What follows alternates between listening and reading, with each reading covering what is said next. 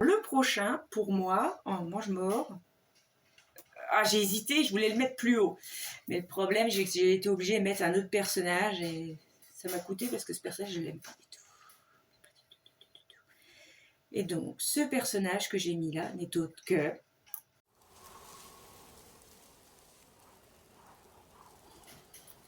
Eh ouais, je l'ai mis.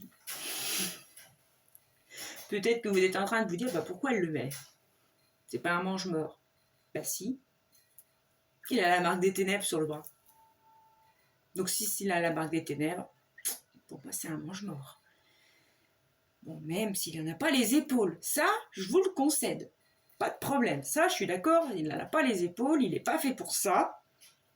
Il est ni fait pour ça, et il n'a pas la mentalité pour ça. Pas du tout.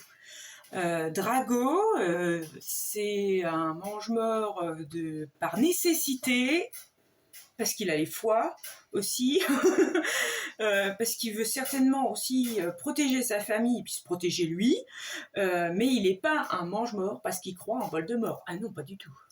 Ah non, il a peut-être des préjugés, vu la famille dans laquelle il a été élevé, puis bon, son père est quand même un mange-mort, donc il lui a inculqué depuis le plus jeune âge certaines valeurs pas très catholiques, mais il a des préjugés, mais il n'est pas fanatique. Ah non, non, non. Il n'est pas loyal du tout par une foi inébranlable. Ah, pas du tout. Ah non. Lui, c'est la peur qui le tient. Son père, c'est différent. Et d'ailleurs, si c'est devenu un mange-mort, c'est pas pour rien, parce que Voldemort, dans son esprit un petit peu tordu, il s'est dit, tiens, pour me venger de Lucius, je vais faire de son fils un mange-mort, et je vais l'envoyer en mission tuer Dumbledore. Et vu qu'il va échouer, je vais pouvoir le tuer. Et comme ça, je pourrais me venger de son père. Sauf qu'il a oublié un tout petit détail. L'amour d'une mère. Parce que oui, Narcissa Malfoy, on peut en penser ce qu'on en veut. Qu'elle n'est pas sympathique, c'est pas faux. Qu'elle est snob, c'est vrai. Voilà, vous voyez ce que je veux dire. Mais c'est une mère. Et elle a la même caractéristique de ce point de vue-là, comme que Molly et Lily ou Nymphadora, elles veulent protéger leur enfant. Et donc c'est donc pour cette raison qu'elle va aller voir qui d'autre que Rogue pour lui demander de protéger Drago. Et c'est là que va venir le fameux serment inviolable qui va être fait avec Narcissa. Elle ne pense qu'à une chose, c'est protéger son fils. Et d'ailleurs, c'est bien l'une des seuls personnages qui va mentir éhontément à Voldemort et qui va causer sa perte. Elle fait aussi partie de ces personnages qui causent sa perte. Voilà, voilà. Drago, mange-mort. Le milieu des malfrats, il n'est pas à l'aise. Pas du tout. C'est pas sa tasse de thé. Ça prouve dans un sens que le fait d'être allé à Poudlard a eu une bonne, entre guillemets, influence sur lui et que Dumbledore a réussi, tant bien que mal, à lui inculquer certaines valeurs morales et qui fait qu'au final, ce Drago Malfoy n'est pas si méchant qu'on le pense. C'est juste un garçon qui n'a pas de bol, qui est tombé dans la famille qu'il a, et certainement aussi que les amitiés qu'il a ne sont pas de bonne qualité, parce que bon, Crabbe et Gold, ça vaut pas un clou, que s'il avait eu des amis de qualité, bon, dans le sang pur, vu qu'il a quand même ses préjugés, comme Ron ou Hermione, on n'aurait pas eu le même Drago du tout. Ah non. Et c'est vrai que moi, je vais lui tirer mon chapeau, parce que pour un jeune homme de son encore étudiant, il a réussi à faire réparer une armoire à disparaître. Et ça ne doit pas être à la portée de tout le monde déjà. Primo. Et deuxio, il a quand même réussi à faire rentrer les mange-morts à Poudlard. À la barbe de Dumbledore. Bon, certes, il était absent à ce moment-là, mais quand même, ça a eu le mérite aussi de l'impressionner, Dumbledore. Il a essayé de l'assassiner à 2 reprises. Il a échoué. Bon, mais ça montre bien que Drago, dans le fond, c'est un bon garçon. On le voit bien dans la scène finale du film, quand il tient la fameuse sa baguette en aubépine et qui tremble à l'idée de tuer Dumbledore. Je sais pas ce que j'ai, c'est déjà le nom qui fourche. Eh ben, il n'y arrivera pas. Il pourra pas parce que, au fond, il n'est pas méchant. Voilà, voilà. Alors, le prochain... Voilà, je l'ai mis là parce que j'avais pas le choix. Parce que bon, si j'avais pu, je l'aurais mis tout en bas, mais c'est parce que moi je l'aime pas. C'est tout, c'est comme ça. Mais bon, j'ai voulu essayer d'être objectif, surtout qu'avec un méchant beaucoup plus haut, je l'ai pas été. Donc je me suis dit, il faut que je me rattrape. Voilà. Donc le mange-mort qui vient par la suite est autre que...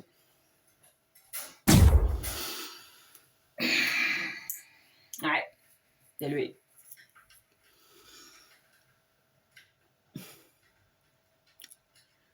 Je vais essayer de me retenir parce que rien qu'avec lui, rien que le fait de le voir, il n'y a que des noms d'oiseaux qui me viennent au bout de la langue. Et donc, je vais essayer de me maîtriser du mieux que je peux. Ça va être pas facile, hein, mais je vais le faire. Pour vous, je vais le faire. Peter Pettigrew. Peter Pettigrew, comment dire? C'est un boulet. Voilà, je peux dire que ça. Hein, c'est encore soft. Il est pas courageux du tout, il est lâche, ça va avec. Il pense qu'à sa peau. Alors lui c'est pareil, c'est un mange-mort pas par loyauté mais par peur. Sauf que lui c'est pas un gamin de 15 ans, lui c'est un mec de je sais pas, je dirais une quarantaine d'années ou un peu plus ou un peu moins. Enfin bref, et lui il pense qu'à une chose, c'est pousse-toi que moi je m'y mette et que je me casse. Et hop. Et, ou alors d'avoir un bouclier, un homme beaucoup plus puissant que lui, comme s'il peut se planquer derrière, il est un peu le faire valoir par-ci par-là, il essaye de se rendre indispensable pour les basses besognes, et comme ça, il est tranquille, et il garde encore sa petite peau sur lui. Voilà, c'est quoi pour moi Peter Pettigrew. Mais, je ne peux pas lui enlever qu'il a réussi certaines choses.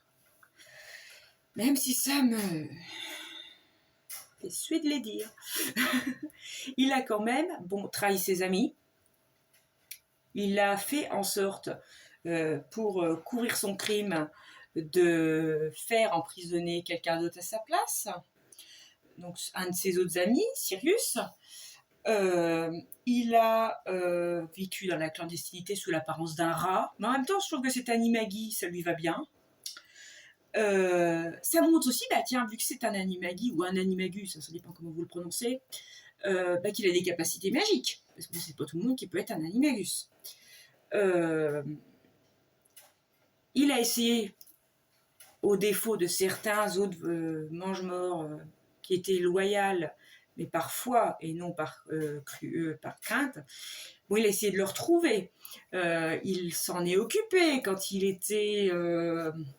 en mode tout rabougri, Voldemort, il s'est fait quand même la concession de se couper la main. Que de verre. Ou croutard, enfin, vous voyez ce que je veux dire, parce qu'il en a des noms. Voilà.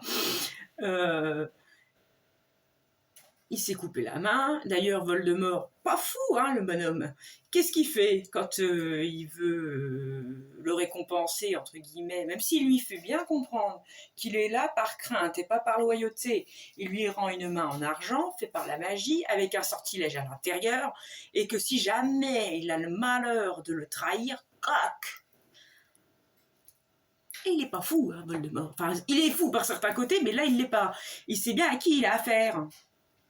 Donc, cadeau, mais cadeau empoisonné. C'est clair. Et qu'est-ce qu'on pourrait dire aussi de Peter Pettigrew?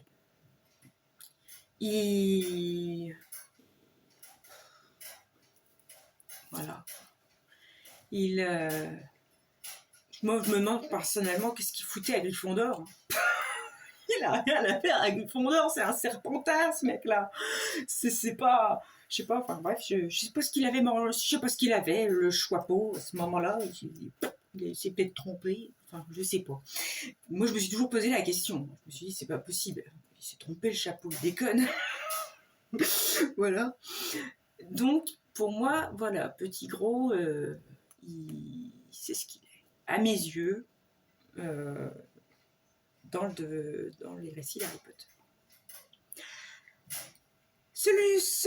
Parce que oui, ce sont 2, qui viennent après lui dans ce classement.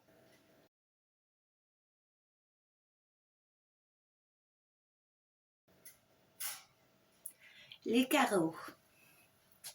Alors les carreaux, que dire? C'est pas des flèches. Déjà, premièrement, c'est